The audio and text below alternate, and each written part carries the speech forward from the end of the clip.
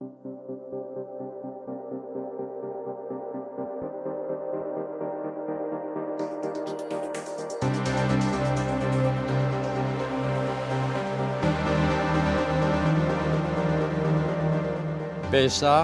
repart en conquête. En conquête à l'international avec notre partenaire de 20 ans, Dongfeng, dans le plus grand marché du monde, la Chine, et sur une zone, l'Asie, qui va représenter les 2/3 de la croissance des 10 prochaines années. Mais aussi en Europe, reconquête, parce que nous allons enfin tirer le bénéfice des efforts que toutes les équipes ont récemment consentis. Puis conquête, parce que nous allons nous donner les moyens de nos ambitions, avec une augmentation de capital de 3 milliards d'euros pour réinvestir dans nos usines et en recherche-développement. Ce nouveau partenariat avec Dongfeng va reposer sur 3 piliers.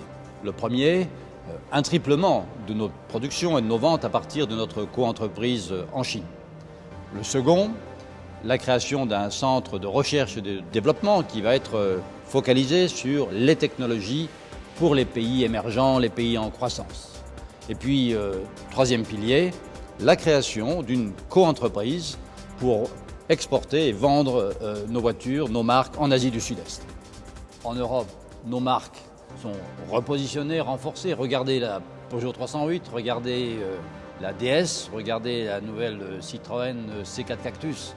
Et puis, nous allons aussi, grâce à notre partenariat avec Santander, être en mesure d'offrir à nos clients encore de meilleures solutions de financement.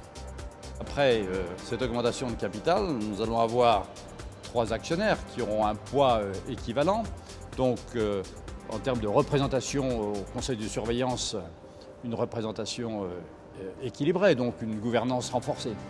Vous savez, PSA fait partie du patrimoine industriel national. Nous sommes la locomotive du secteur automobile en France, qui représente directement ou indirectement un emploi sur 10.